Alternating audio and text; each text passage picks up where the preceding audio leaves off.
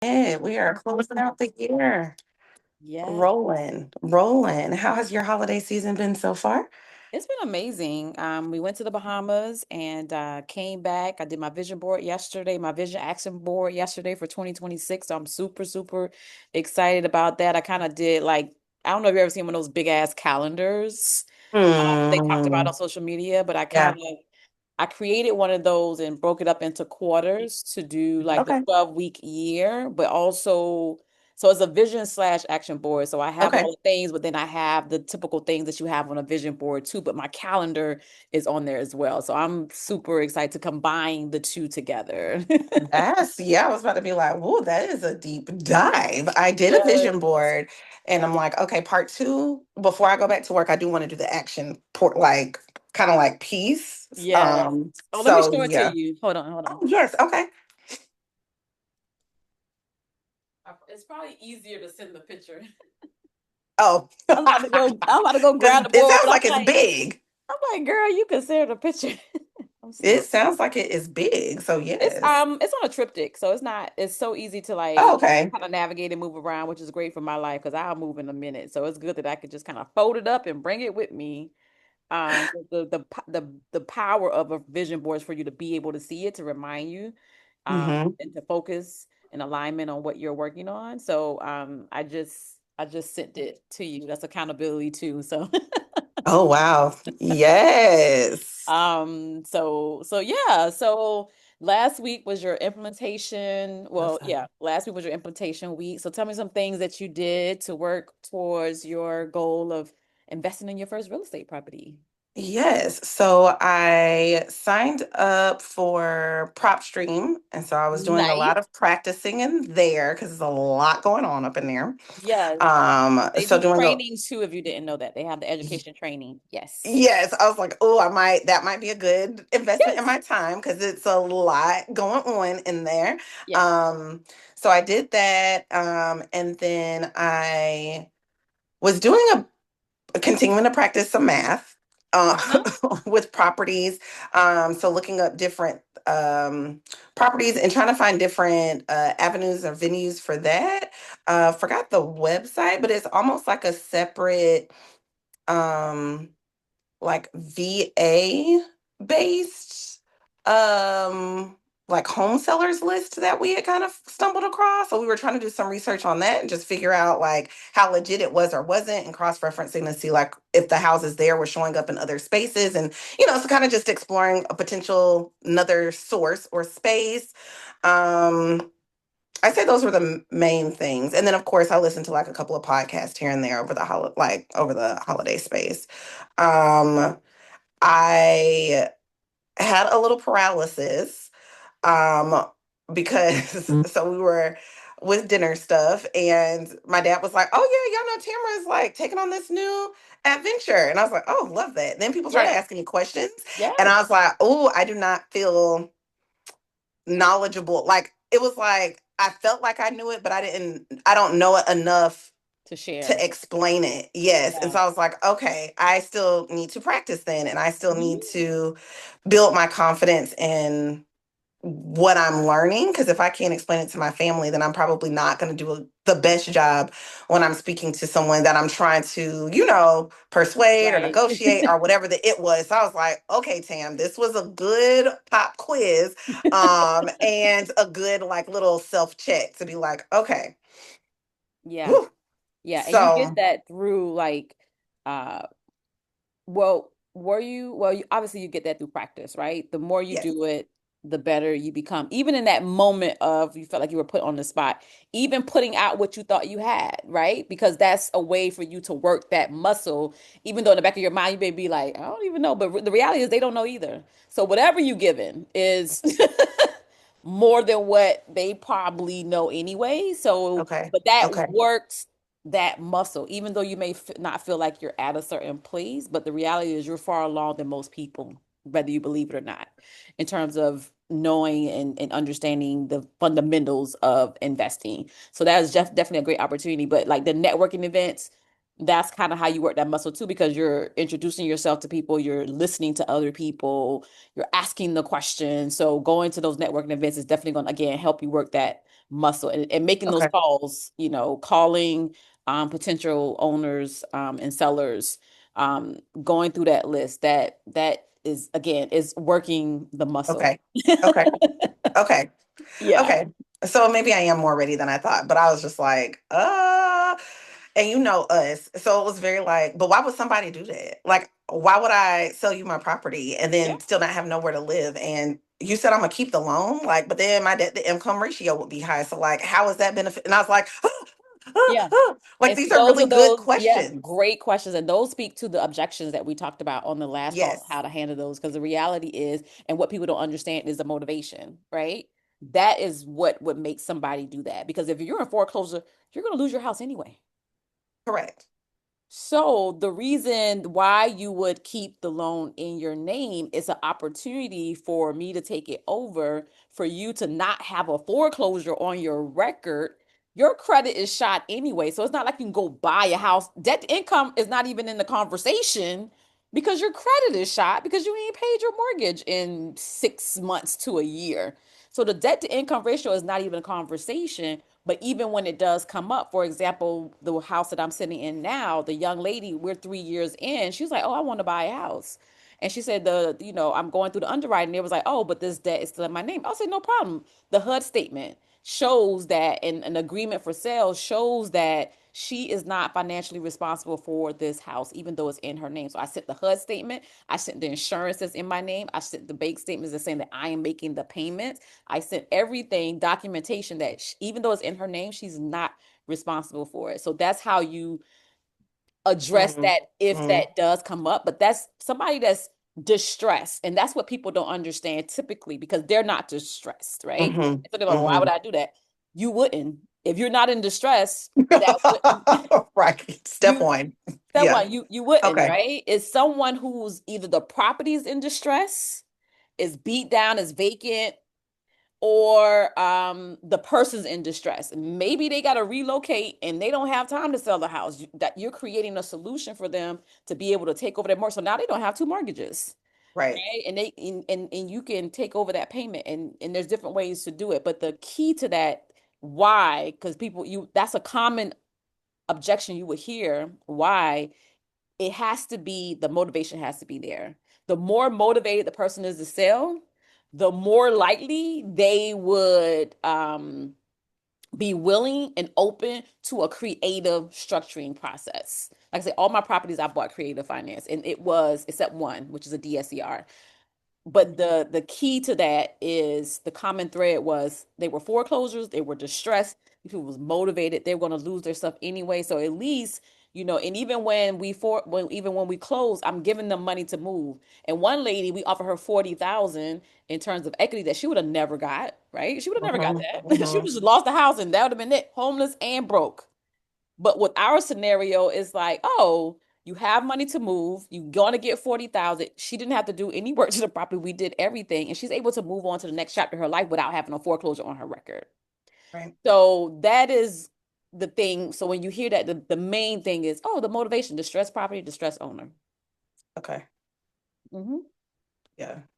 Yeah. I was like, like that kid from Home Alone. I was like, oh, well, I mean, I guess.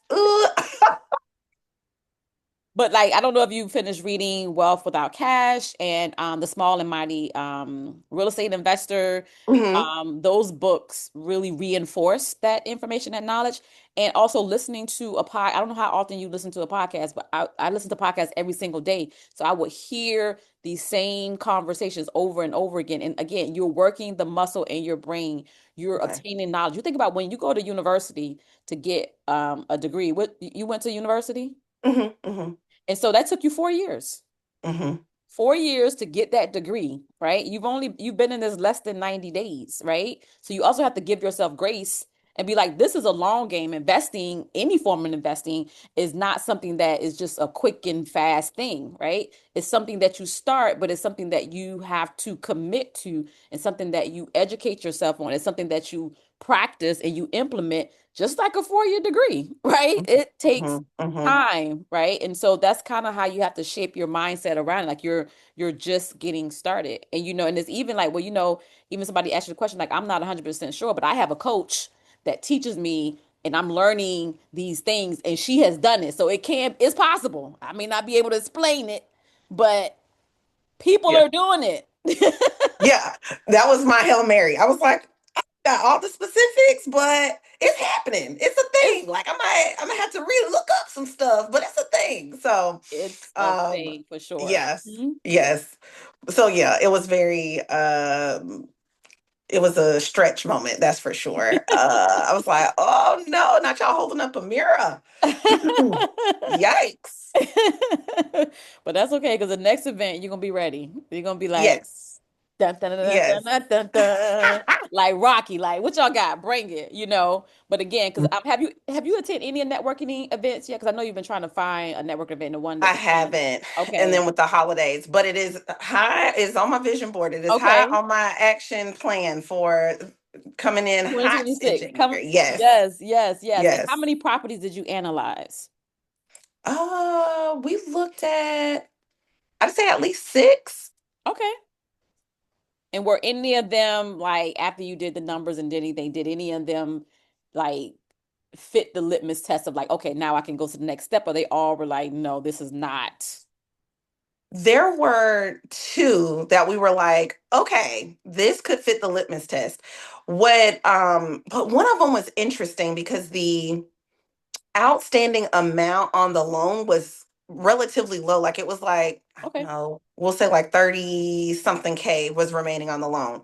And that was part of what started the like, but why would they do that? Right? Because it's like, you've already paid 80% of the loan on this property. You're down to the last stretch. I was like, Mhm. man, like that's tough. That's yeah. But so that one was kind of like a man, this person, to your point, would have to be really distressed to be like, Mhm. yeah, I'm just gonna have to let it go. Um, so that was one, and it was an older home, so it was very much so like this is one that would.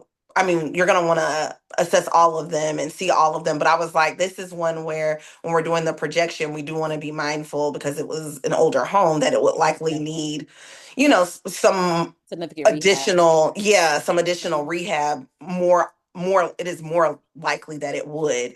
And so kind of trying to put that in. And then the other one.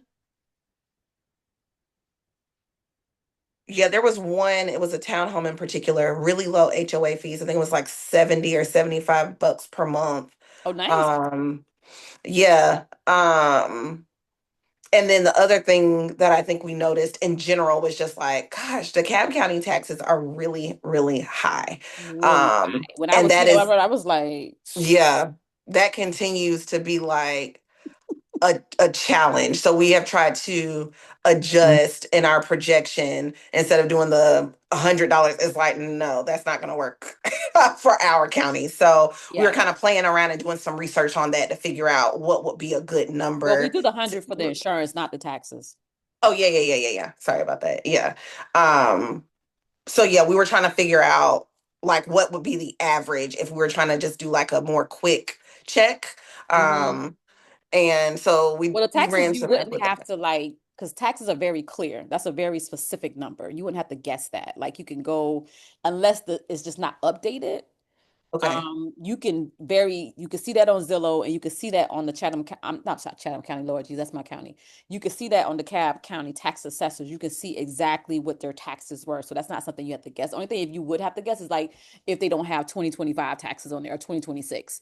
But you can at least use the last tax amount and be like, well, I know it's at least this. It's probably more because taxes go up every year.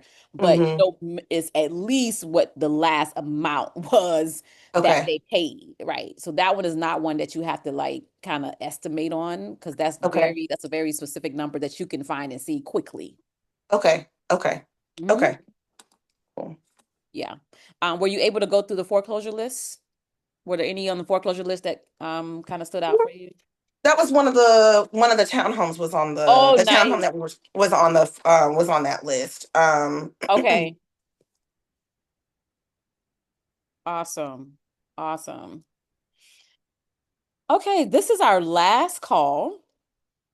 And it's more of, I love to do this with my clients. It's a review, but I also like to obviously give an action step and an action plan, something for you to Okay. take from what you're learning. Because you're, again, this is continuous learning. It doesn't just stop. Even though this is our last call, it doesn't just stop in terms of what your next steps are going to be. So this is an opportunity for you to ask any questions that you may Mhm. have.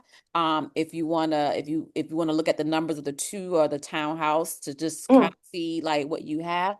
But this is that time to do that. And so what I'm going to do is do the presentation and then the questions and Okay. whatever time we have left on the end is to go over any questions you may have in the next steps for you as well.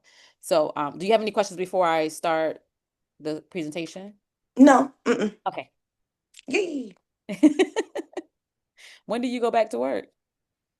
Uh, Wednesday of next week. Nice. Yes.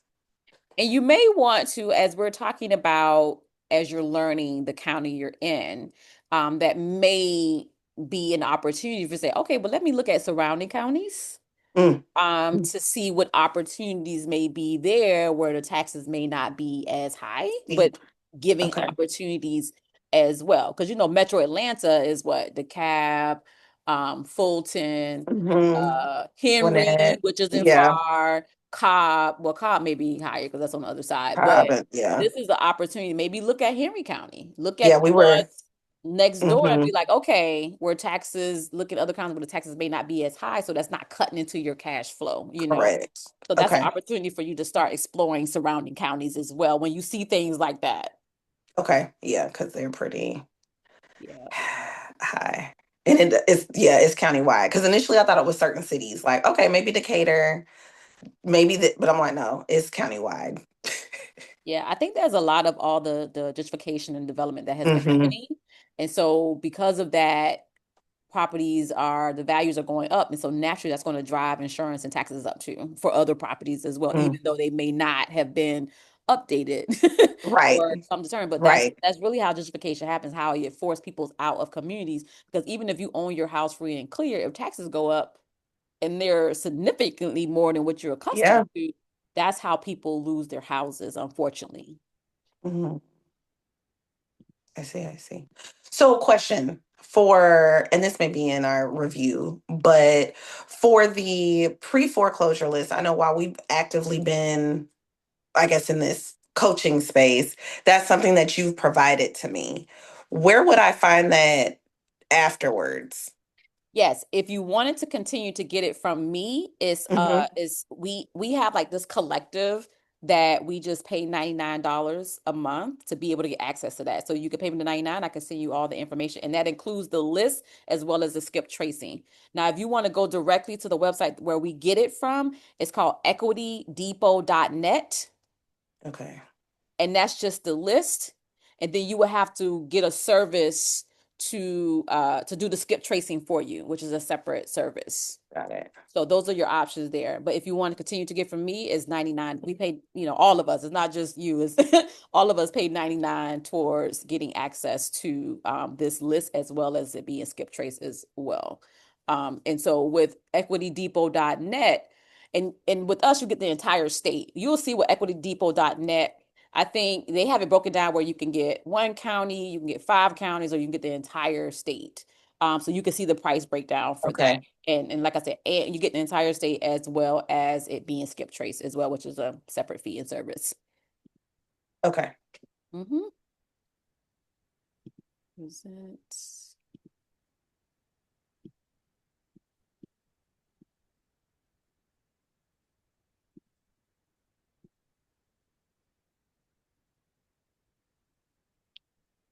Alrighty, we have a 90-day challenge, which is very apropos as we're, like you said, you're coming in hot, 2026, right? Let's Hmm. go. This is a great launching pad for you to take everything you've learned in the last 90 days and really apply and really go hard in the next 90 days and have structure to it as well. Structure and direction based on what you have learned. I'm a quote queen, so I collect quotes. And so our goals can only be reached through a vehicle of a plan in which we must fervently, I stress that, fervently believe, because this is a mindset. You have to believe you can close on your next investment property, in order for you to close on your next investment property, every property that I've had, or even before I got my first investment property, I visualized myself sitting at a closing table. I visualized myself getting the keys. I visualized myself fixing it up before I ever got it. So it started in my mind. So you must believe that this can actually happen for you. Add a little Delulu to it. It's fine. That's the great rest. That's a great ingredient for a successful investing strategy, and upon which we must vigorously act. So we have the belief, we have the mindset, right? And then the next thing is the action, right? Because our mindset regulates our action. Our action gets us the results. Our results then further feeds into our mindset. And so you have that belief cycle where you have your belief, actions, results, and it feeds into itself continuously. There is no other route to success, by Stephen A. Brandon. So I want you to think big, dream big, no limit, little Master P there. I don't know how old are you again? I forgot how old you I know, are. no Okay, limit okay, soldiers. okay, Yeah. okay, okay. The ice cream man, you know what I'm saying? I'm aging myself a little bit. But again, do you believe you can close on a property in the next 90 days? And that's not rhetorical. Oh, I think so. I feel encouraged to try. Ma'am, yes or no? In the next 90 days, I think I could. I think I So could. yes, you can. Yes, I can. I Yes, can. you can. Yes, you can. Yes, yes. And so in the next 90 days, these are some simple steps that I want you to do to Okay. make that happen in the next 90 days, right? And so step one is find the leads, right? Step two is analyze the deals. Step three is to pursue. So they passed the litmus test. Now we got to call folks. Now we got to send out letters and postcards. And make those offers, right? You have to shoot your shot. You're going to miss 100% of the shot that you don't take. That's just simple. And step four is to close on the deal. So how are you going to do that? So how the challenge is going to work? Work on your real estate process for at least 30 minutes minimally. I say an hour actually. Dedicate an hour per day, 5 days per week for 90 days. This is how you're going to ensure that you can close on a property in the next 90 days. Obviously, it takes action, it takes commitment, it takes consistency, working the process that you've learned in the past 90 days. So the step one, how will you find the leads? The simple way, we've gone through this.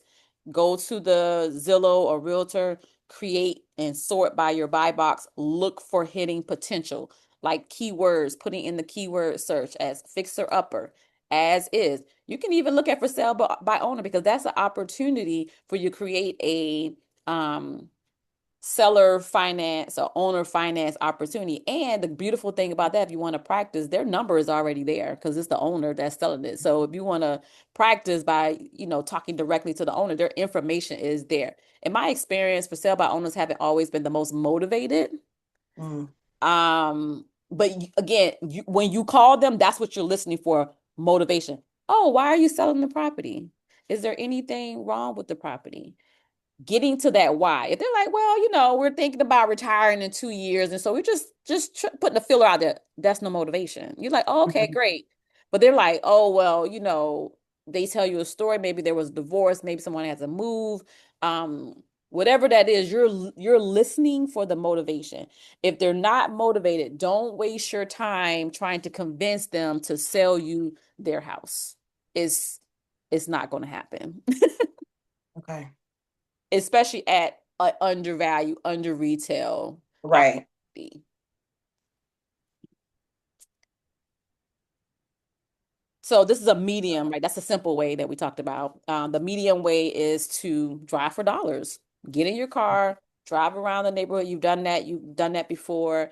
Look for vacant or rundown properties in the best neighborhoods. So go to the best neighborhoods and look for the not so good looking houses in that neighborhood. You can mail letters or postcards to the prospects. When you're driving for dollars, I use Google Maps. I don't know if you know, in Google Maps, you can create your own kind of like playlist where you can just name it and then you can give it an icon. And then you can say these properties, you could just pin them, save them in your Google Maps, and then you can go back and look up the information and look up the tax assessors to see who's paying Hmm. property taxes. That's how you can find the owner's tax assessor website, because whoever's paying the property taxes, that's more likely the person that owns it. But you have PropStream too, so you could just go in PropStream and look up all the information. And PropStream is really cool. Like I said, it does have a lot of bells and whistles, but the basics of it, the simple part of it is being able to look at the property, look up the details, go through the tabs. But you can also create your own list on PropStream. Once you start learning how to use PropStream, they'll show you how to create filters. YouTube is a great resource in terms of, okay, how to best use PropStream. I'm gonna see if I can send you a Mhm. video on how you can create your own list and filter your list and automate it as well. So as things are coming in that fits your criteria, is coming into a list, but you can also, things that no longer fit your criteria, it can go out the list. So using PropStream is a great way to be able to create lists, but also find properties as well as driving for dollar, but getting the information you need, because the owner information would be there for you to send them a letter or postcard. Again, accepts and just repeat. Drive for dollars, look for opportunities, send the mail. And remember, follow up, follow up, follow up. Right. So even if you sent out a mailer, if you call once, you want to, at least when you're interacting with a seller owner, you need at least 3 to 4 touches. And touches, by that I mean some type of communication with them at least 3 to 4 times. And you can send it how frequently you think you need to be sending. Like obviously a foreclosure, it has to be quick, fast, in a hurry, right? Because you got 30 days. But if it's not on the foreclosure list, you may have a little bit more time, just depending on the motivation. Because Mhm. no today may not be no tomorrow. And Mhm. so sending out the letter and say, okay, if I haven't heard anything, maybe send another letter. Or if you sent the call, making sure you are in the call with, hey, can I follow up with you in maybe a couple of weeks? Or if you didn't get in contact with them, send them a text message, send them an email. At least 3 to 4 touches, because remember, you're building and establish a relationship with these people. People going to sell to people they like. And a bonus, you can hire somebody to drive for dollars for you. It doesn't have to be you. You can get someone, a friend, a family, maybe your father, be like, hey, this is my criteria. Go drive, go look. They send you, and you can create your own bird dog program where if you close on a property, you can offer them $500 to $1,000 for any properties that they send you, pictures, and you want them to be able to collect as much information, because you can create a form. I don't know if you had a chance to go look at my bird dog program, but you can go to my website, Queens by Houses, and go to my bird dog program, and you can copy and paste how I have it set up, for someone to be able to be your bird dog, right? And you just tell them, hey, this, you want them to get as much information as possible on the property, and they can use the tax assessor's website to get that. And then you take it from there in terms of marketing and being able to get in contact with the seller, and then being able to get an appointment to go see the property. But create a bird dog program if you don't have the time to go driving for dollars. And so this is a more advanced way, and you see, you're advanced already. You got create your own list source with PropStream. List source is another site, but you already have PropStream. You can mail letters and postcards, and PropStream has a service where they'll send the cards for you in their system. PropStream also Mm. offers skip tracing as well. I don't Mhm. know what they charge for skip tracing, but they offer that as well. So it's a really great tool, and it's like, as you can see, many bells and whistles. So the more you get familiar with it and start using it, the you'll see all the benefits it can bring to you and your business, and being able to close on a property in the next 90 days. Answering, and they also have like phone services, like something called Call Porter, more Mojo Dollar, and these are called batch dollars, or single dollars. And so these are things where you get a list from PropStream, right? And say, for instance, PropStream give you 50 properties. And so now you got to skip trace, and now you got all these phone numbers. And then, okay, so if you're going to call, how are you going to call? So they have call Mhm. things where the system will call for you. Um, or you could do single dollar. So again, the system, I showed you that with REI Reply, where it can call for you or it can do multiple calls at one time.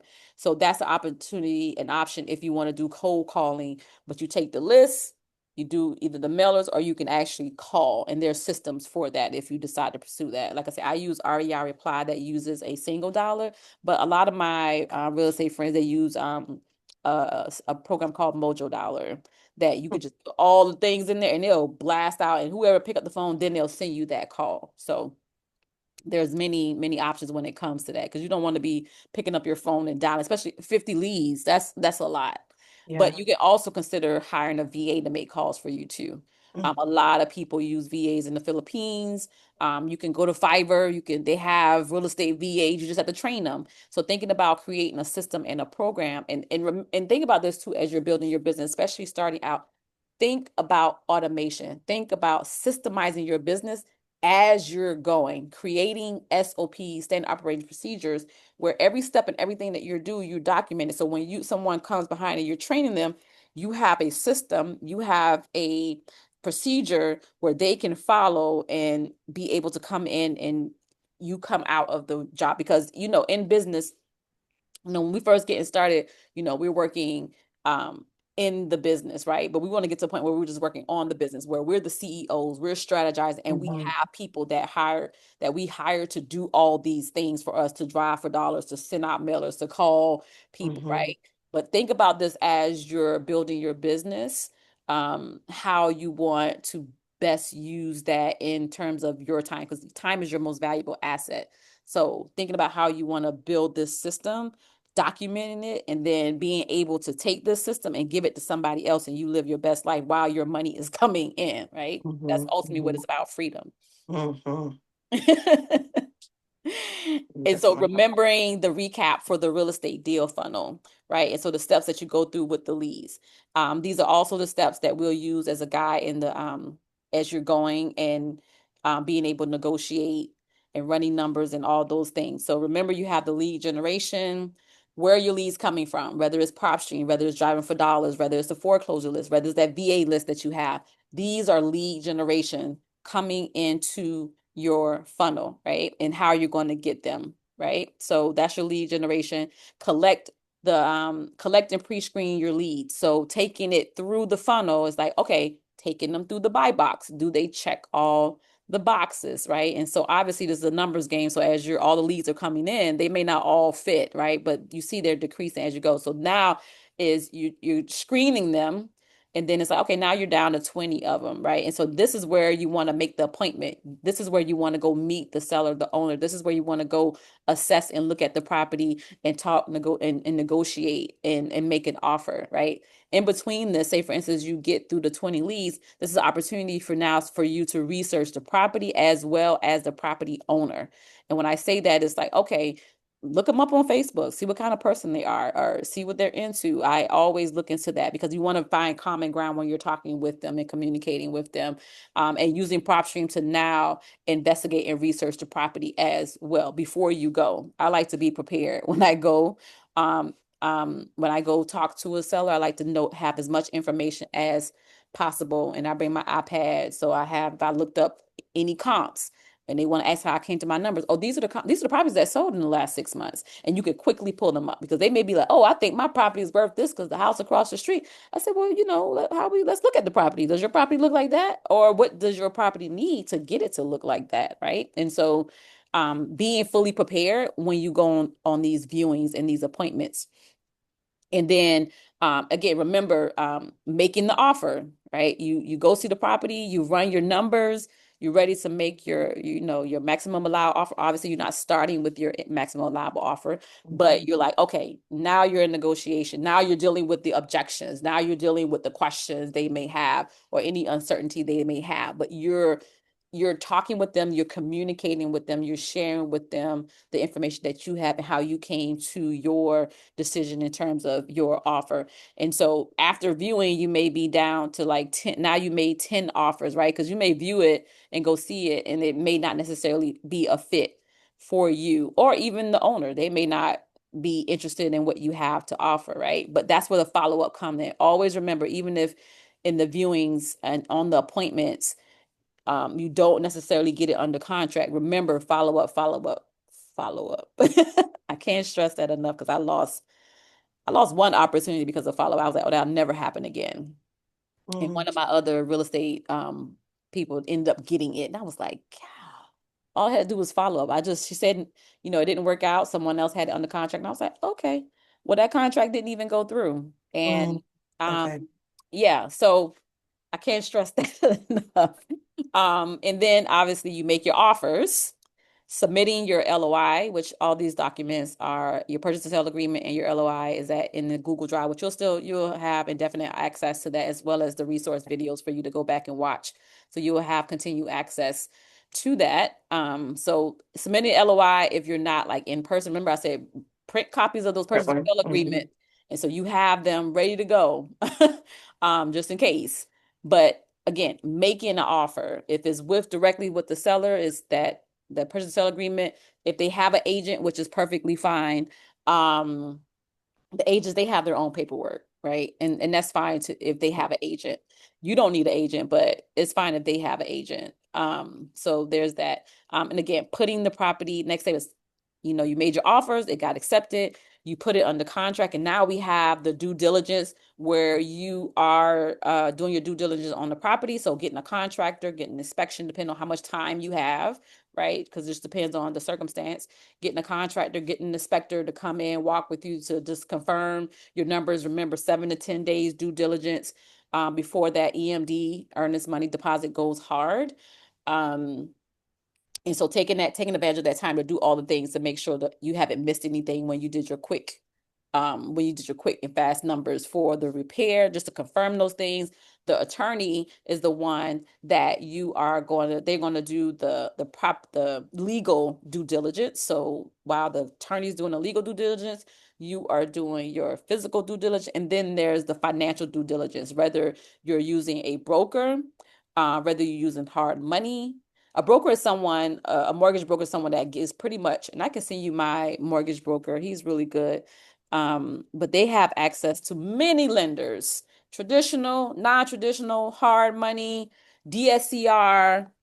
That's your one-stop shop. They usually charge like 1%, and I think is worth every penny because if you think about if you went to one lender and you don't necessarily qualify or you approve or whatever case may be, you've spent all that time doing that. Whereas your mortgage broker, if you use a mortgage broker, they see, you tell them what you have, and they're able to funnel and filter you through several lenders. So one doesn't work, like, okay, here go another opportunity or option. So when you're thinking about if there's a hard money opportunity or DSCR, debt service cancel ratio, if you got the 20%, this is an opportunity to use a mortgage broker, and I'll send you Mike's information, Mike Bancroft, and he's in Atlanta as well. Really great guy, really great guy. He's a real estate investor as well.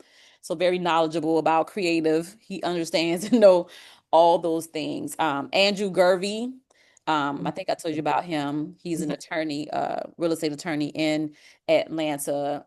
When I was doing my closing in Atlanta, he did all my closings until I moved to Savannah. Really good, very knowledgeable about creative financing and structuring seller finance. So he foreclosures, like he's very knowledgeable. That's when I tell you he's a little Aspergery. So you just have to work with him. And his team, sometimes you have to stay on people to make sure things get Okay. done. But Okay. he's really good. He's really smart. He's really good. So, and then, your due diligence is done, and then obviously is you close on the deal, right? It's really that simple. I always tell people real estate investing is very simple. It may not always be easy, right?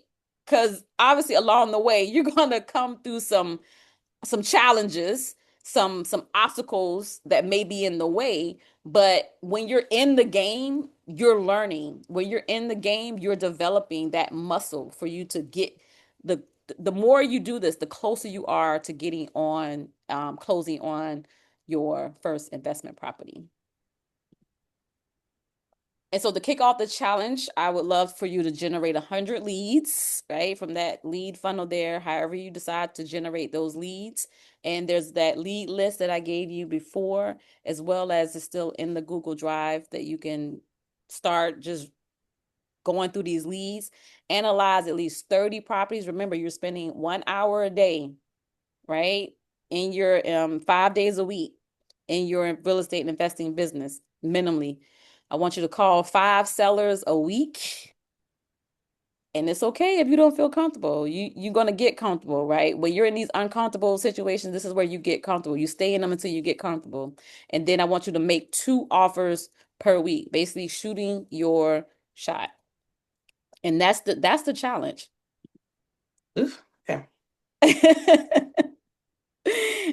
So how would you fund the deals? We just a recap, like you got Mhm. conventional opportunities because I think you do work a 9 to 5, right? You have a Mhm. W-2. So, Mhm. and that's something that you can talk to Mike about as well, in terms of where you are with that and what could you qualify for. Remember, with the conventional, you can get a duplex, a triplex, a quad, right? And being able to leverage that is a great opportunity. As an entrepreneur, I came into the game. I didn't qualify because I never had a W. I didn't not never. I didn't have a W-2 because I was an entrepreneur. So I had to go the creative way. Mhm. But I just recently got hired for a position here in Savannah. It's Mhm. weekends only, but I'm like, and at first I was like, me and the job, like, But I'm using it as an opportunity to pay down my business debt because of the property I just bought. I want to build up my reserves for my properties back up. As well as I was like, oh, this is a great opportunity for me to leverage a W-2 to get another property. I see. So I'm Mhm. super excited about that. So being able to leverage that is powerful. You can go partnerships. If Mhm. you don't have the experience, aligning yourself with someone who does have the experience and doing a partnership. But just remember, relationship is important. Make sure you are aligning yourself that is like-minded, like-driven. Maybe there's strong areas that you're not, and the communication is very important. And you can also have an agreement between the two, a partnership agreement that say, hey, this is what we're going to do. This is how we're going to do it. And being able to communicate with that person is very important. Hard money lenders for fix and flip opportunity, but not even just a fix and flip. Even if you did a fix and you want to do a burst strategies where you fix it up, you put a tenant in there and you refinance, right? Some Mhm. people use the hard money lending as opportunity to fix a property up, and then they just refinance into a bridge loan. So they have those options, and that's something that you could talk with Mike about as well. And then obviously I feel like with seller owner finance, because you can get the best interest rates, you can get the best terms, the best payments is with seller and owner and with creative financing. But as you can see, there are many ways. And then you have private money lenders. There's many private money. So there's many ways that you can finance the deal. And I hope that's the biggest takeaway you take. Because I know when I came into the Mhm. game, I just thought it was one way. Right. And then I always Mhm. thought too, like, oh, I need money to invest in real estate.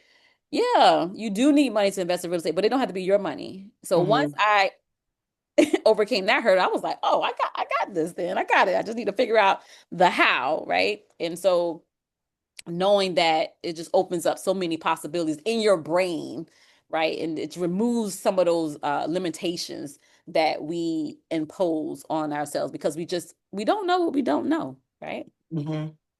Mhm. And so how will you stay persistent for the long haul? Right? I want you to commit to the challenge, screen leads and follow up. I encourage you to do journaling and tracking with the forms that I have provided on the Google Drive sheet. And, last but not least, make it happen, right? Belief, action, results. Again, this is simple. It's not always easy, but this is simple. And you got this. So every result that you desire is preceded by a process, right? There's something that you have to do for everything Mhm. that you ever gotten into your life, whatever it is that you set your mind to. I know there was something in your life like, I want to do this, right? And you set your mind to it and you committed to it. And there was a process for you to get to where you are today and all the things that you have been successful in your life. So there's a process that's required to produce the results. When you define your process and commit to it for an extended period of time, the results take care of themselves. And what that means is if you do the work, if you do the challenge, it's not a matter of if you're going to close. It's when you're going to close. That's how I know if you do the work, you are going to close on your next investment property in 2026. But you don't even have to worry about the property. You focus on the process, right? Mhm. Because when you set a goal, it's not just what you get, it's not just the house that you get, it's who you're becoming as a result of being able to achieve that goal. That's really the most powerful thing out of all of this, not the tangible things, but the person that you are becoming to be able to be this person, to be able to get this first investment property. Does that make sense? Mhm. Mhm. Mhm. Awesome. All Mhm. right, so now we can get to the questions and looking at the numbers. We got about 30, 40 minutes, and so we can just really deep dive into deep dive into that. Okay. So I know you said I'll have ongoing access to the Google Drive. Yes. What does my access to you look like? Great question. Great question. So remember I told you about the $99 a month coming with the foreclosure list? Hmm. And so for 149 a month, you will have the foreclosure list, but you will have also access to me in terms of unlimited text and unlimited emails, right? And and I'm gonna send you a follow-up email. So that's one Okay. option that I have. So there's the $99 for the foreclosure list, 149 for the list and the unlimited access. But if you wanted to continue coaching as well, if you're like, you know Hmm. what, I need more time, I need 3 more months, that's an option for you as well. Well, we'll hop on the call, just like we'll continue to do what we're doing. So that's Okay. something that you can have as well. So what I'll do is I'll comprise an email and send it Okay. to you with all the different options, and then you say, you know what, this is what I want to continue to do. Okay. Okay. Yep. Mm-hmm. Um,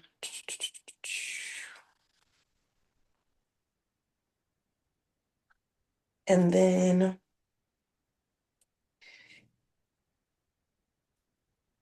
can we, I'll go back and watch the video on it.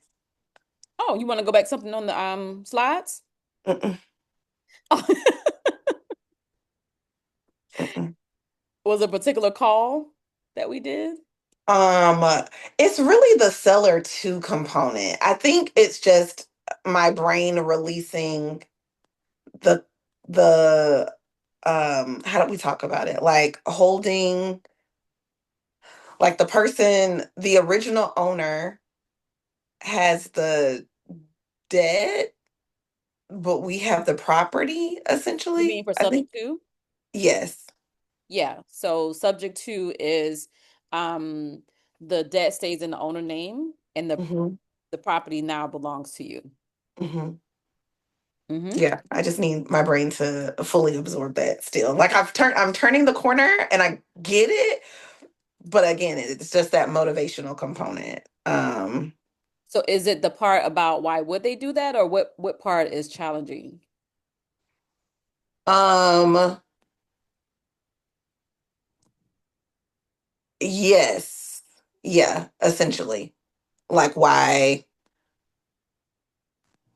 yeah, like we started said before, like why would The they do motivation. that? Yeah, Yeah, yeah. motivation. And I think to your point, even for myself, it's hard to be like, you You know, wouldn't, because you because wouldn't I do it. wouldn't. So I'm like, Yeah, and you have to remove yourself because this is not correct. you. Like you said, when you were looking at houses, like, you know, this is not my house. This is an Mm-hmm. investment property. And so I Mm-hmm. think removing yourself from that, or even putting yourself in their shoes, right? If you were a person who you were facing a foreclosure, you haven't paid, you know, your mortgage in, I'll give it 2 years, say for example, you haven't paid your mortgage in 2 years, you're about to lose your house, you don't even know what to do. You don't even know what your options are. All you know is you're about to lose your house and you're about to walk away with nothing and you're about to have a foreclosure on your record and your credit is going to be shot, right? It's already shot, but it's going to be even worse because the foreclosure stay on your record for 9 to 10 years. I think 7 years, sorry. So imagine if you a person, you called them and you say, oh, you have options. You don't have to lose your house and walk away with nothing, right? I can make you an offer. And so instead of losing your house, you can sell your house. You could take back the power to be able to sell your house. And then you could sell your house and you can, depending on if there's equity or not, you can get something out the deal versus just losing everything. Or if there's no equity, say for instance, they just bought the house, there's no equity, we can offer you money to move. So now you have money and a peace of mind to move on to the next Mm-hmm. chapter of your life. And on top of that, I'm going to be making on top because this is my business. So I'm going to be making the payments and your credit is going to be rebuilt without you having to do anything to it. Mm-hmm. And so that's the conversation you have, and you just put yourself in their shoes and what's going to happen to them and how you can help solve that problem for them. But there has to be distress. It can't just be a regular person just trying to sell their house that's fine financially. No, this is someone that's in a financially distressful situation, like the lady that I bought this house from here. She had not paid a mortgage in 2 years. She had lost her job. It was COVID. So all these things. And she just like, I don't even care. She just pretty much, I don't care. She had already left the house. She left. Mm-hmm. She Mm-hmm. abandoned it.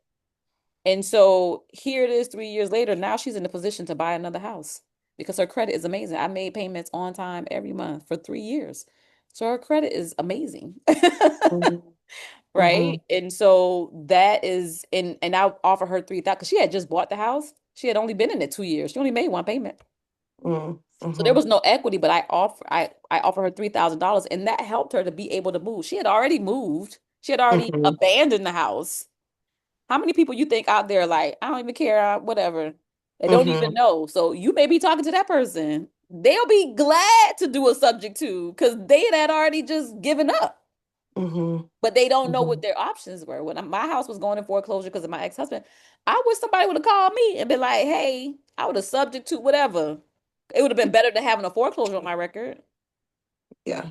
So that's what you have to, it's not you, but put yourself in their shoes Mm-hmm. to understand what they're going through and think of it as like you are creating a solution for them. Remember, create win-win scenarios. Mm-hmm. But there's a lot of people like that. A lot of people. Unfortunately, there's bad things that happen to good people. Yeah. And if you can create a solution for them to help them, you're doing God's work.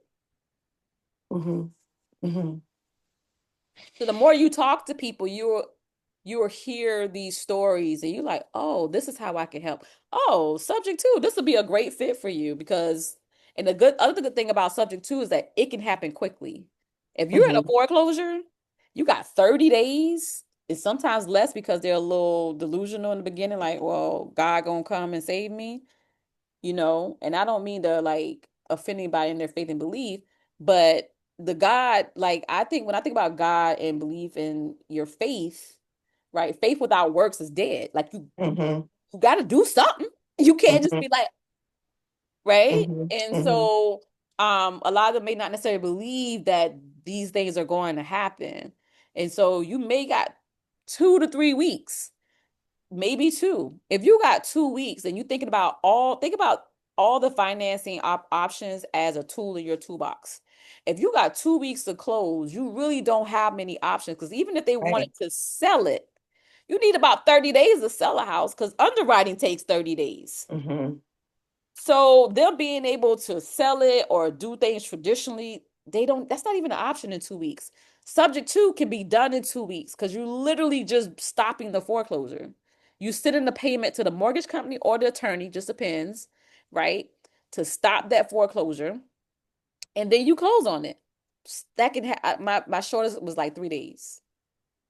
Now that's not, you don't do that, but you need more time because that was hella stressful. But that was my first property, my first one, closed in like 3 days because there were so many delays and things that kept happening. But the reality is, they're not, when you think about the tools in your toolbox, what can you do in a very short period of time quickly and effectively to be able to think about like closing, right? So you have to look at what's the problem. All right, what I got in my toolbox, how can I solve this problem and create a win-win scenario? Subject to is not going to work for everybody. Mm-hmm. Because if your Mm-hmm. financial record is stellar and solid, you want to make sure that you have security that here I am, Joe Blow, you don't know me. I'm gonna make a payment and hope that you make it, right?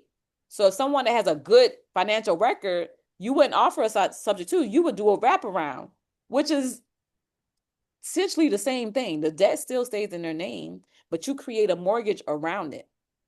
And you create, either you pay it directly or you have some servicing company that pays it on both of y'all behalf. So that way y'all both know the payment is being made.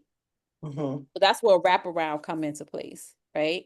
So if you need to do a quick closing and subject to is not an option, wraparound is not an option, maybe a hard money option, a hard money is an option, but you have to bring a little bit more to the closing table.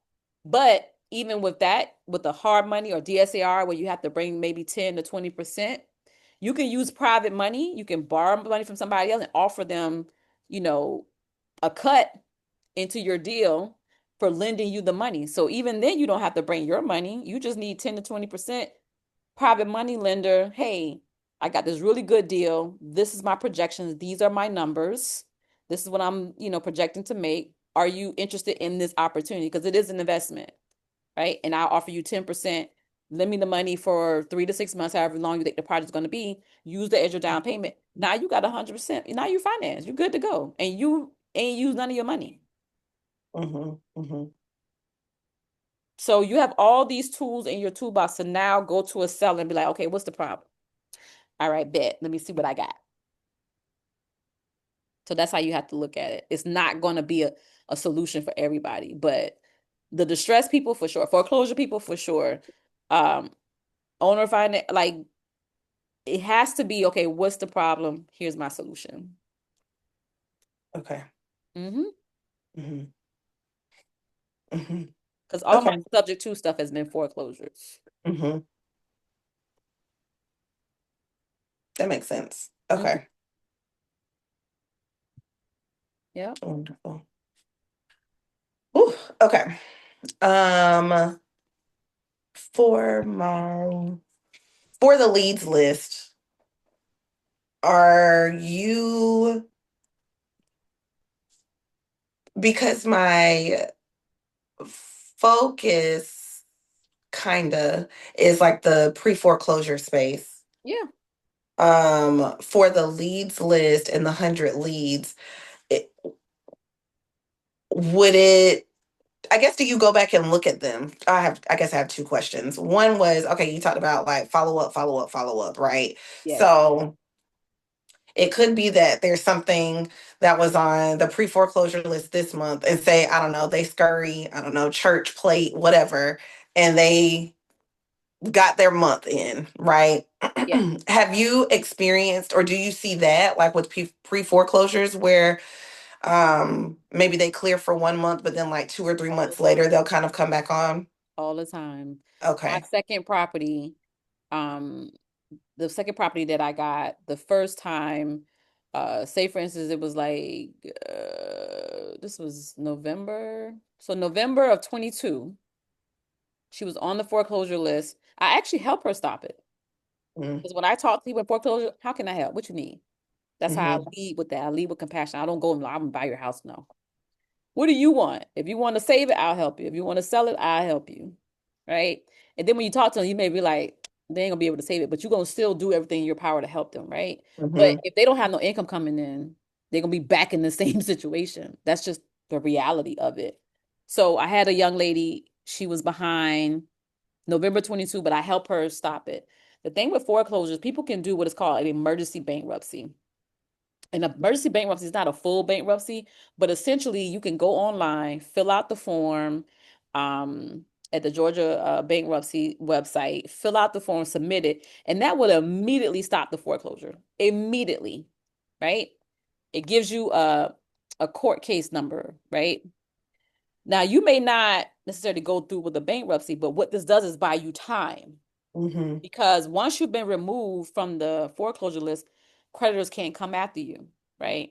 And so you buy yourself 60 days, and you buy yourself 60 days because it was 30 days before you stopped it. They got 30 days, they can't contact you. But if you're going to go back on their 30 once those 30 days are up. So they're going to be back on that foreclosure list 2 months later. I see.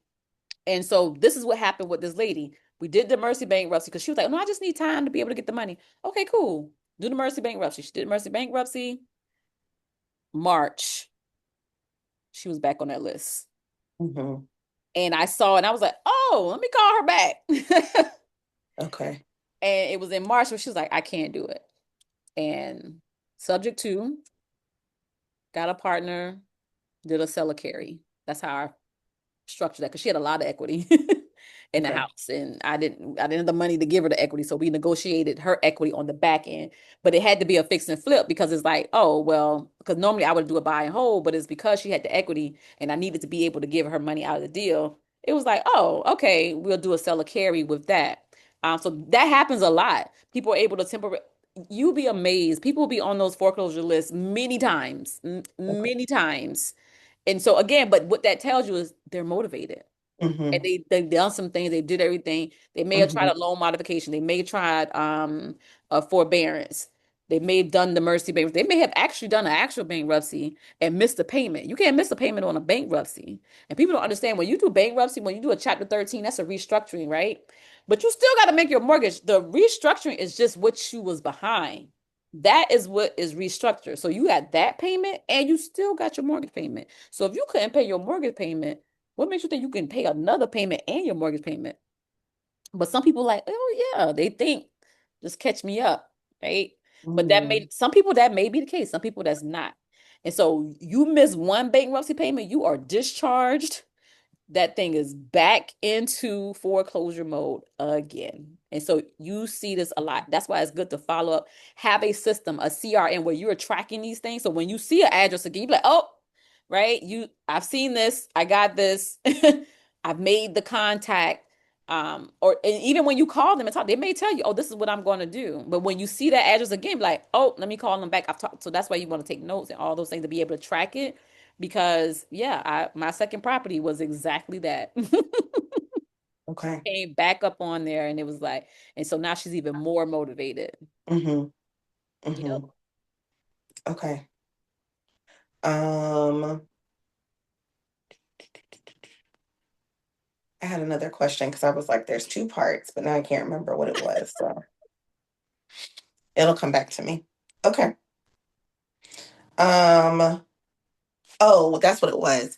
So with your like with the leads list that you're challenging me to do to continue, Yes. with the 100 leads, the 100 leads wouldn't be active for the duration of the list though, right? Because in theory, what I looked up in November or October, hopefully we'll have had progress, whether it was purchased, it was auctioned, it fell off the foreclosure list, whatever, right? And so when we talk about the 100 leads and the leads list specifically, is it a is should the goal is the challenge to have 100 active leads or just like leads in the sense of this is where you started and this is where you're going? Because we also talked about like following a house to see like what it like if we're saying this is a bad deal, but then maybe we look in a month or so to see like, well, what did it actually sell for, right? And Mhm. so I guess I'm trying to think through that part as well.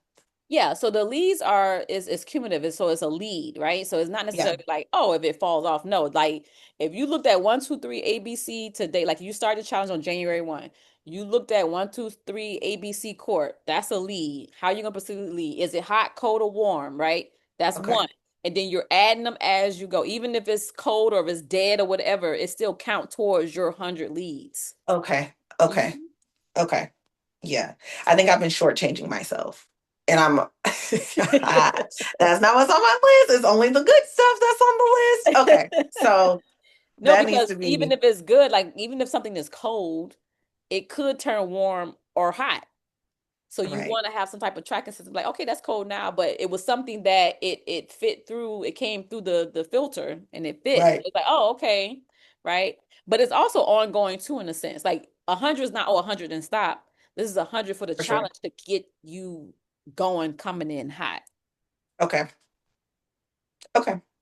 And to have that consistency. Hmm. Yep. Um, Do you have any questions about numbers, running numbers? Oh, sorry. My do not disturb is not on. You're fine. Okay, sorry about that. No, I don't think so. Numbers just are not my friend. So that's probably I'm gonna have to do some opposite action in 2026 and really delve in a bit more. I just across not just with this, just in general, me and numbers don't get along. But Right. I'm gonna have to practice. Yeah, practice. Yeah, it So definitely. no, I don't think I have any questions. But can we do the full process while I have you and we have the time? Can we do one together? Sure. Let me try to find And I'm my gonna let you lead. cheat sheet for my formula. You're gonna let me lead. Yikes. Yep.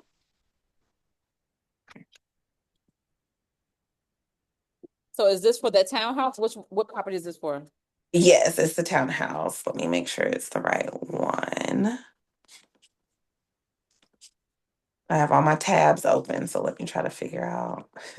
Okay. And what's the address?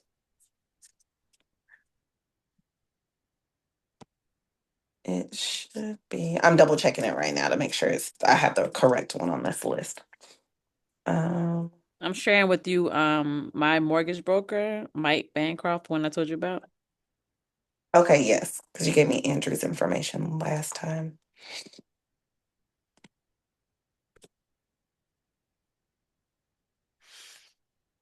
All righty. It And you can call is him before you have something. You be like, hey, Sapphire, give me your information. I'm a new real okay. estate investor. I just really want to learn, like, I just need to know, like, what's your process, how this works, and how you can help me close Okay. on a deal, basically. And he's awesome. And so you're like building that relationship with him. So something does come, you're like, oh, let me call Mike. I got it. Like, yeah, he's really good. Okay. Okay. So the address is 3047 Fields Drive. With an S. Yes. And it's in Lithonia, Georgia. Okay, so this would be a rental, right? Yes. Mhm. All So right, so what you got for income? um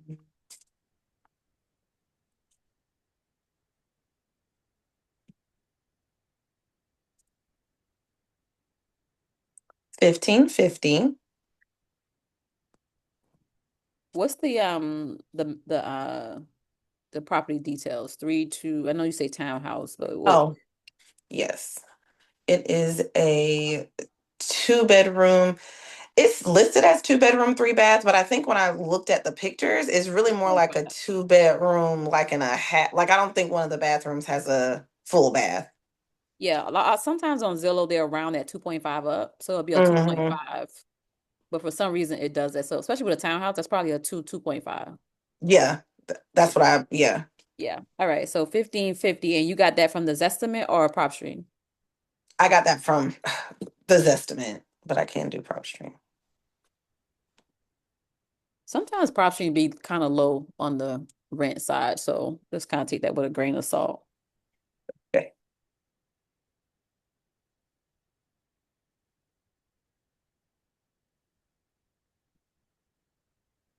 And so what's your comp for the property? What's the average or the ARV or as is for that? Um,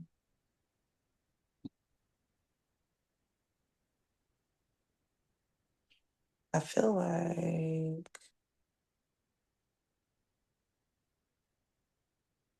And you can use PropStream for that too. It's quicker. You want to share your screen?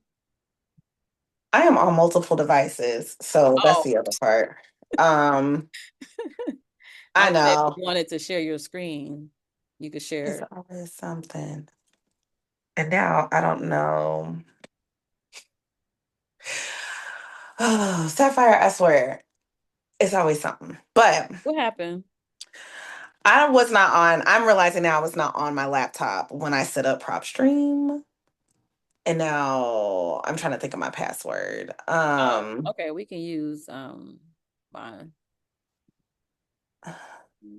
Share. Thanks for being flexible. Because Okay. that's not helpful because I wanted to practice. But did you do the comps? You didn't have them written down anywhere? No, I don't have it written down. Okay.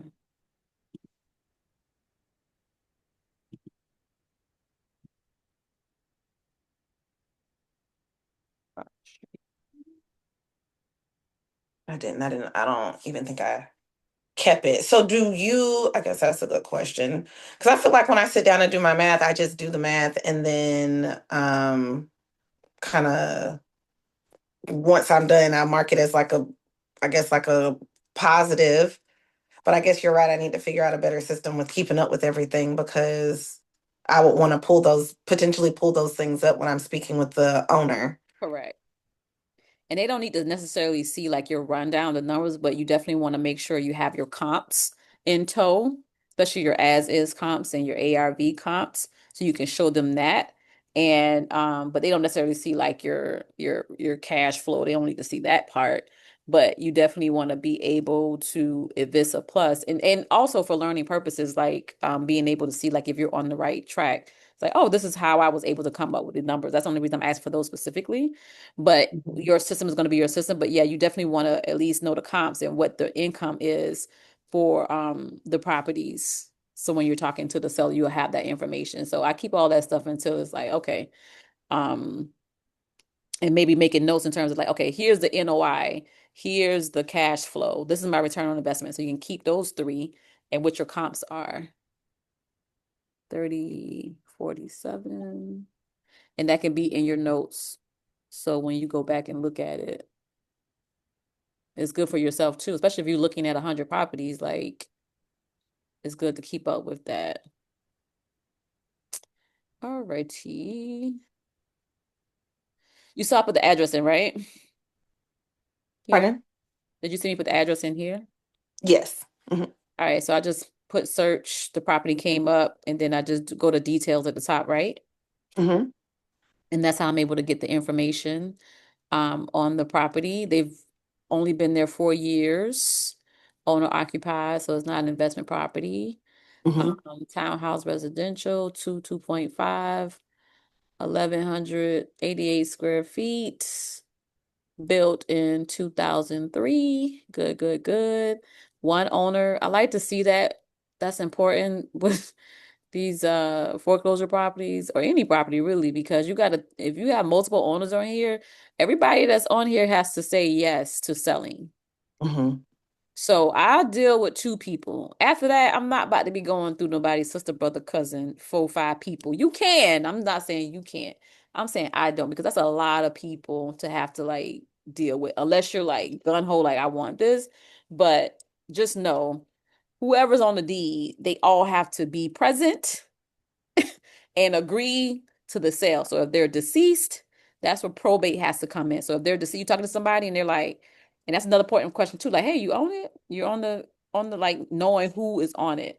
Because if a deceased person is on it and they haven't taken through probate, you have to go through probate before you can buy the property. It's not that you can't, it just has to go through probate. So that's a question you ask. Hey, has this gone through probate? Do you have an administrator or executive deed on the property? So one owner, great. And so comps, you just go here, comps and nearby listings, and I am going to change this. PropStream automatically defaults to 12 months. Mhm. Remember we go back 6 months. So what, this is December, so we need June, July, August, September, October, November, December. Yeah. So changes to 6 months. PropStream automatically does your 20%, so you don't have to do that. It starts with 0.5. I always start with 0.5. So if already at 0.5, you got 16 properties. That's a lot, right? So, but Mhm. if say for instance you did 0.5 and there was none or one, you can go out as far as 1 mile here. Um, It's a 2.5. So the minimum is like, okay, I want at least two bedrooms, bathrooms, but you may not necessarily have to put the bathrooms in there, but you can. Um, the property class, you want to check residential. Hmm. I don't do anything with lot status, so that's a default. You don't have to change that. Property type, it's a townhouse, so I'm looking for a townhouse if it's on here. Let's It's see. up top. Okay, yeah, condo, Mhm. townhouse. And so that's going to shrink. So now we're down to 11. That's great. We want to get this down as much as we can. Mhm. And more representative of the property that we're looking at. All right. So and another thing I come and look at is the amount. Sometimes they have rentals on here. You see that 1375? That's a rental. Right. So we want to take that Uncheck out. that. That's going to skew our Hmm. numbers. Correct. So I automatically go. And anything that seems like is really, really low or really, really high, that's an Right. anomaly, or that could be a whatever that is like that's not representative of the properties that are being sold. A lot of these are 101, 110. That's seems to be low because I think with the Zillow, I think Zillow had like, let me see what Zillow has first of all. Zillow at 150, 160 almost, I think. 160, 30, 47. And I always do both because um just only because it takes a while for public information to be updated. And so sometimes it may not always be updated in terms of what's recently sold on PropStream. And is active. You say this was on the foreclosure? It was. Hmm. And they could have stopped it or, you know, hmm, it looks like someone rehabbed this. It was interesting because it does look rehabbed, but it is on the list. And um, there was something else that stood out about it. Let's see who owns. Okay, we did see the owner. That looks like somebody did something to this. Let me just see. And these are things that we're looking for when we're looking at properties, little things, little cues, like it's a clue, like what's going on here? What's happening? So 2021, it was listed for sale in September, October. Has it been listed since? All right, so we can go to the MLS details here. So I'm just curious, like, what's going on with these listings? So we got the sold, and I just went to the MLS tab there. Hmm. That's another way if something is listed, you want to get the actual agent to talk to. This is where you can come get the agent information. So you can just call them directly. Um, so price, so they've been changing has it been, how long has it been? 95 days. Huh. That is interesting. This will be a good one to call, and just call the agent, be like, hey, I'm a real estate investor and I noticed this property on my foreclosure list. Is the property still for sale? Is it in foreclosure? Am I confused? Just checking because I see it's been listed for 95 days. Um, and just depending on what you say, it's like, hey, I can, you know, Hmm. offer well, shit, the sale is next week. It's practice, because the sale is next week. But you never know what you can get out of it. You know what I mean? Okay.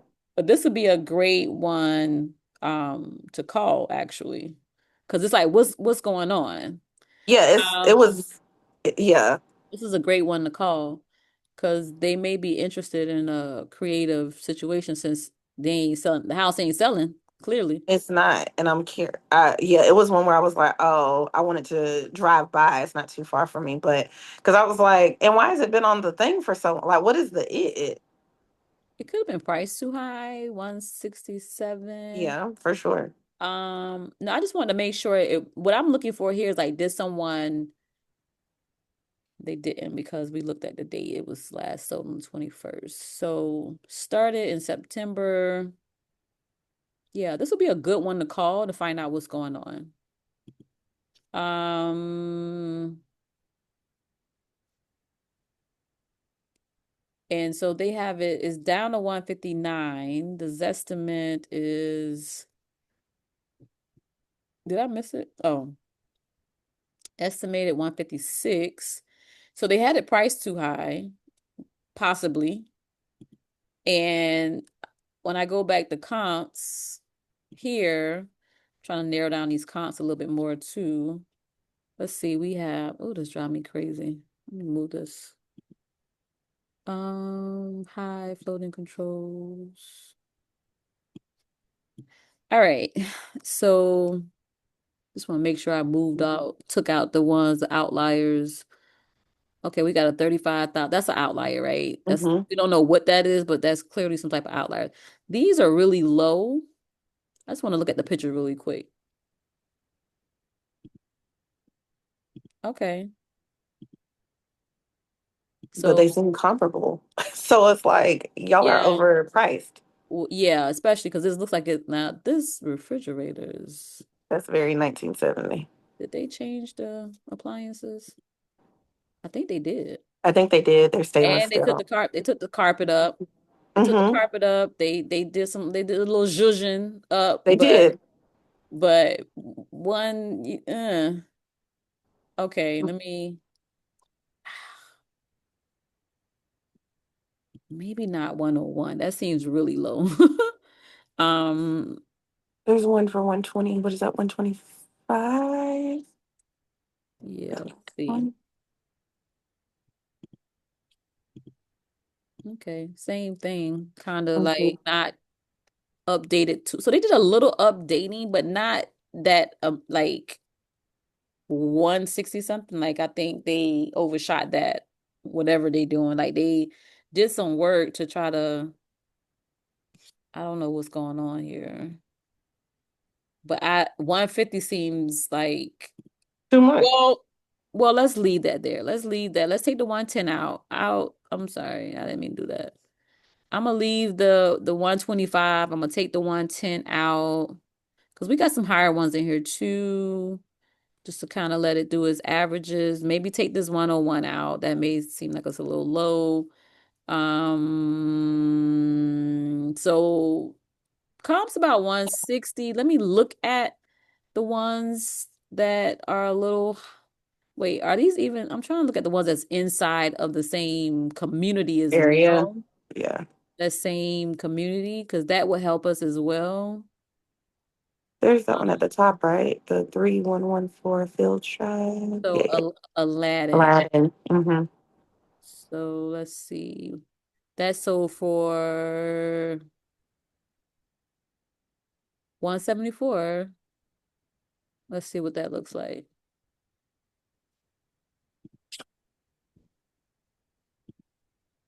Okay. Okay.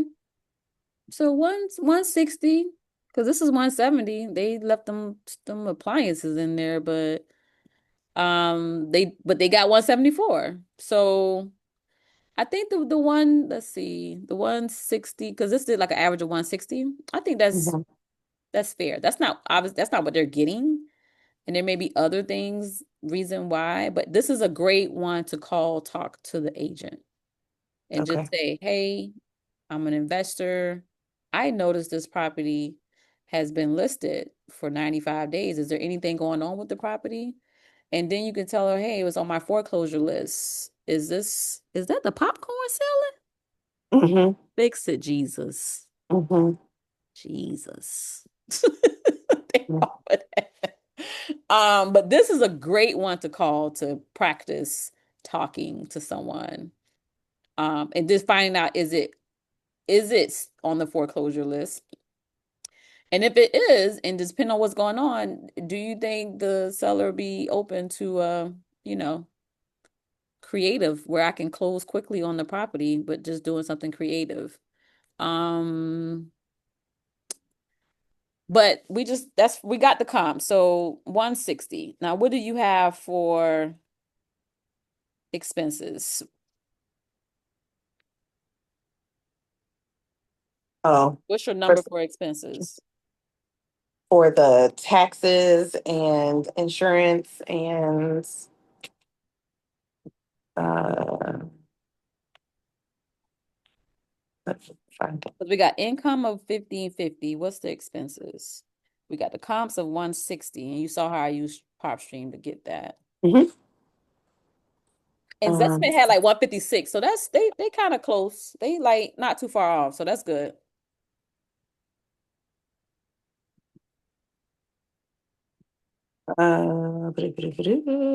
For taxes, You can just seven. give me the total for expenses.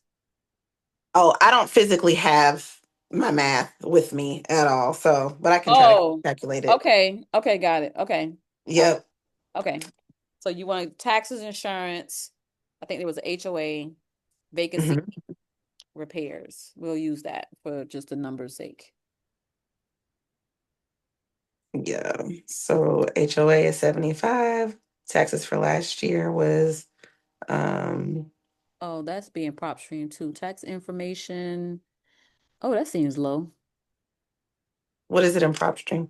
It says 1999. Is that what you got?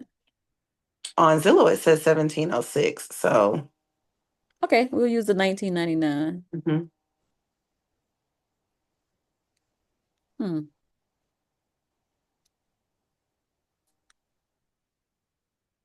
And the vacancy is 10% of the mortgage, right? No, of the income.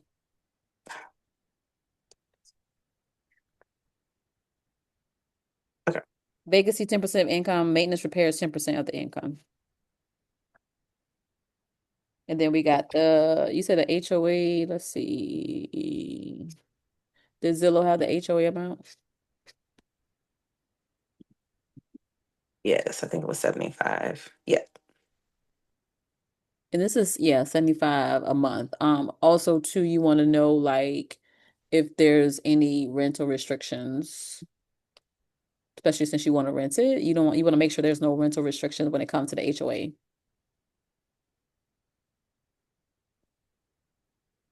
And also, what does the HOA cover? So, like, is it just structural, that type of thing? What you're responsible for as the owner? That's important to know.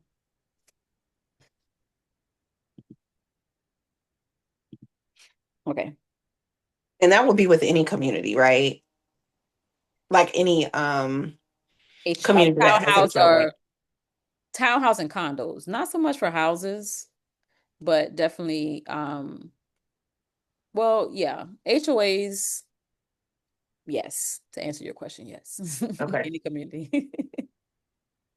At least for the coverage and stuff, but I get it with the townhomes communities, they tend to have like more restriction More on like if there's a restrictive. certain number or yeah, that they will allow or not allow. Okay. All right, let's add it all up. Okay.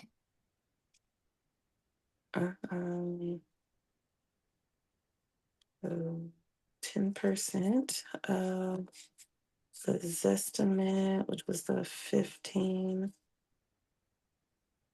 right?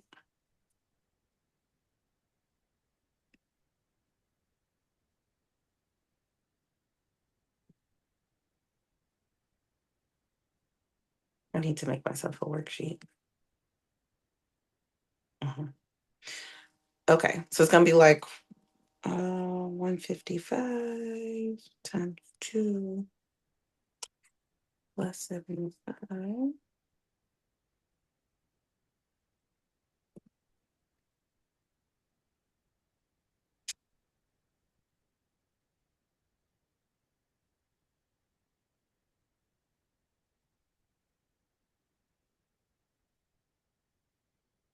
And we do it for the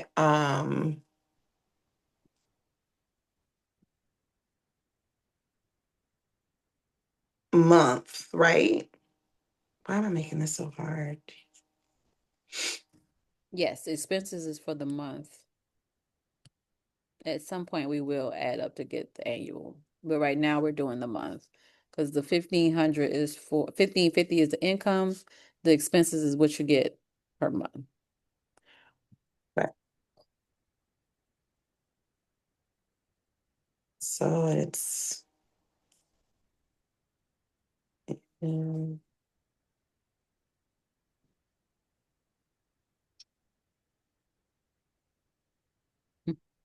so then you do the taxes divided by 12, right? To get the month, yes. Okay, great. Mm-hmm. And the insurance, we were just using the 100.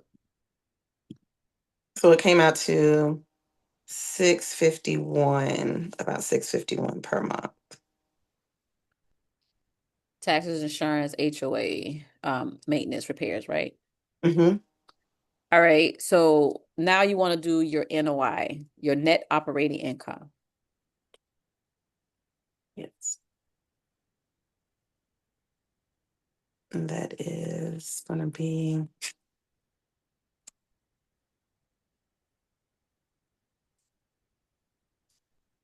That's your income minus income expenses. Mhm. minus expenses. So income is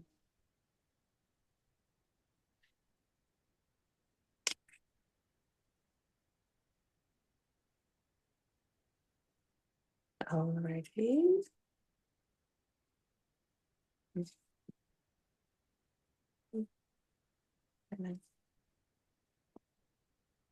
All right. So that's 899. All right, 899. Mm-hmm. So now we need to figure out cash flow.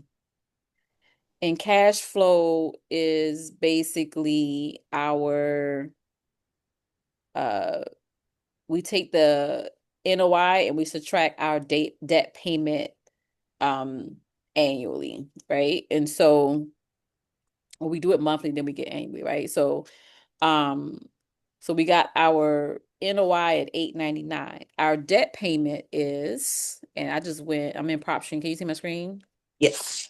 And so here they're paying 587.36. And this is just in prop stream, this amount that you get from Okay. that tab here, mortgage and transaction, Mm-hmm. that is just PI, principal interest. Okay. So you've already done tax insurance. Okay, so remember, don't do it twice if it's Okay. already included. But this here is just your PI. So we got 587.36.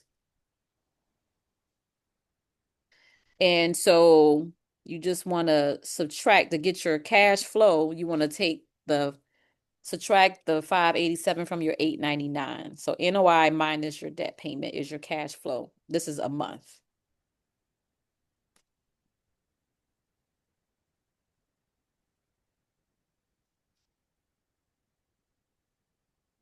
Okay. 361.64.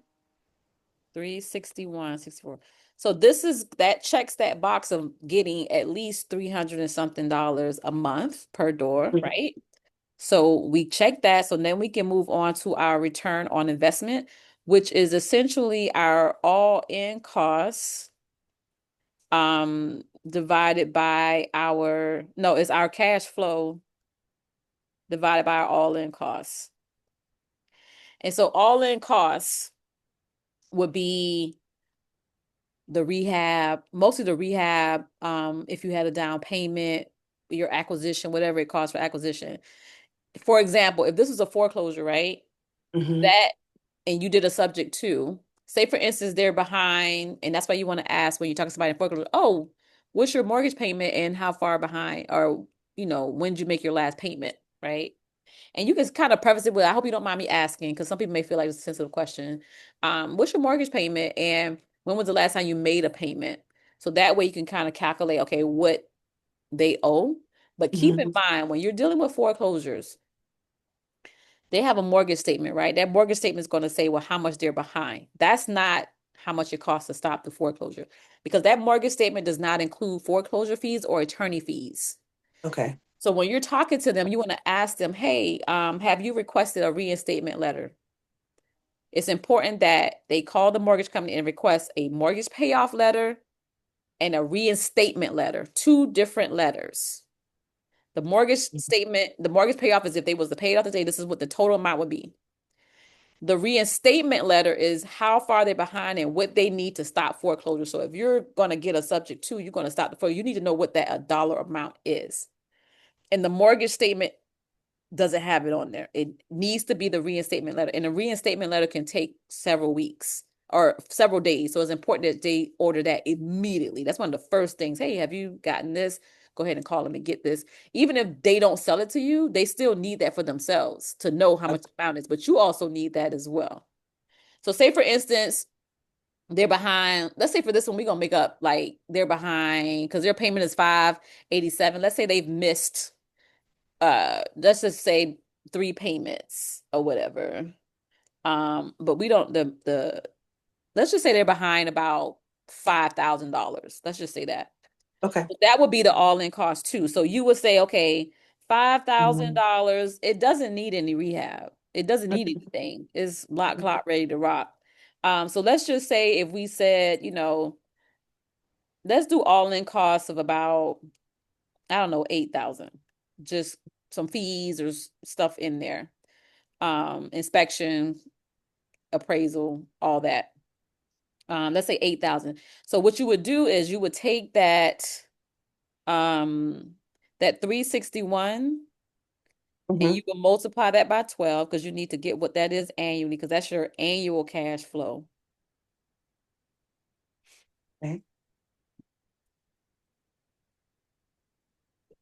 So annually it's 4,339. 4,339, Mm-hmm. right? And then we will take that, make sure I'm doing this right. 4,339 divided by, and then you would, so your annual all-in cash flow, I'm sorry, your annual cash flow divided by your all-in cost, which we said is 8,000, right? We speculating what the Mm-hmm. foreclosure would be to stop it and some fees. And so divide that by 8,000. Okay. And it's 0.542. And some more numbers. So it's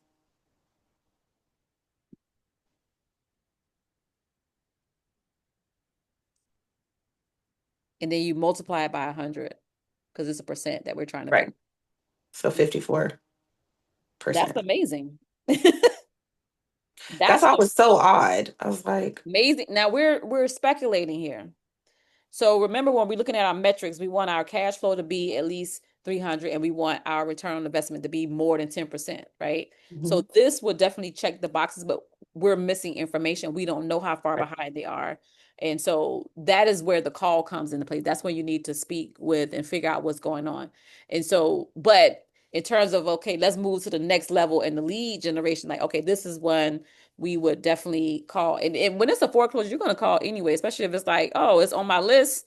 It's in my buy box. I'm calling. I'm finding out because you need to get the details what's going on. Especially if you look it up, you see it's a FHA. It's not an arm or anything crazy like that. We're calling. We're calling Okay. to get as much information as we can because there are pieces that we're missing. But Mm-hmm. and you kind of like do your numbers before you actually go look at the property. But you want on the foreclosure list, you're calling them because they're there. You're calling them. It's not a matter of Okay. like, oh, I'm gonna call them. No, if they're on the list, we're calling. And we're Okay. gonna be like, what's going on? You want to save it or you want to sell it? If you want to save it, these are your options. And that's where the foreclosure ebook that I have inside of the drive, Mm-hmm. that's where you can say, hey, let me get your email. You're getting their information so you can communicate and talk with them. Let me send you the ebook. Let me follow up. Have you done this? Have you talked with your mortgage company? What have you done this far up until this point? And that's where the script comes into place and your seller information sheet.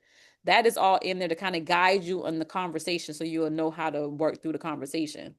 But that's essentially when you're running your numbers, this is essentially pretty much what you're doing for rental properties. And if it's a rehab, you're just doing the mail, right? You're just seeing what the Mm-hmm. the the rehab would be, what's the ARV, so what's the fixed up comps. And that's why it's important to look at the pictures, especially on PropStream.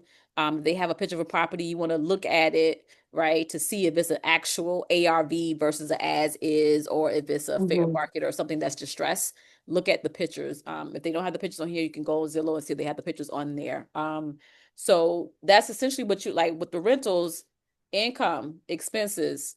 your NOI, your debt payment, and PropStream make it easier for you for that calculation. But you can also use a mortgage calculator if it's not there. Um, and then your return on investment. Mhm. Okay. How do you feel about running numbers there with that? Better. Okay. Better. Yeah, it's just gonna be practice. Practice. So Yeah. yeah. But PropStream does definitely make it like easier. That's what So I much was noticing easier. last week. I was like, oh yeah. Still wanna, verify and have some balance. Yes. But it's just more streamlined, that's for Yeah. sure. And you see here they have the rent as 1291. So PropStream tend to be a little low on the rent. So that's I always look at this estimate and I always look at Retometer too to kind of give me a broader sense. And the more you Okay. do this, the more you'll start kind of getting an idea of what rents are going for. Even in here, there was a rental in here Yeah, that because we unselected it. 13, right? So Hmm. that's 1375. So that's a little low, but let's see what so it's a two and a half. What is it looking like? Because they did some things to fix it up, it could command a little bit more, and that's fair. Like you got some updated, yeah. So this one Hmm. was going for 13 something. So it's I think you can, I think it's fair enough to say you can maybe bump it up to that. But you can also go to apartments.com, put in the address and see what other properties are renting for that looks like your property to kind of get an idea about that as well, because that number is clearly important, right? Yeah, for sure. If it's you can't command 1550, then that's going to affect your cash flow and that's going to affect your return on your investment. So making sure it checks the boxes, it checks the cash flow, it checks the return on investment. It's like, okay, moving forward. But like I said, all foreclosures you call in. If it's on there, we call in. But this one is listed. So when we got the call, I want you to call this agent Okay. and just what's going on? Like I see I'm interested. It's been on here for 95 days, something's wrong.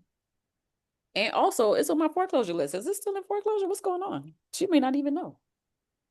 Okay. And then so you move from there. So and let me know what they say, or if you have any questions after the call. We could Okay. definitely talk about it and we kind of work through that. Because I think it's a good practice. And who knows, you may get a property out of it.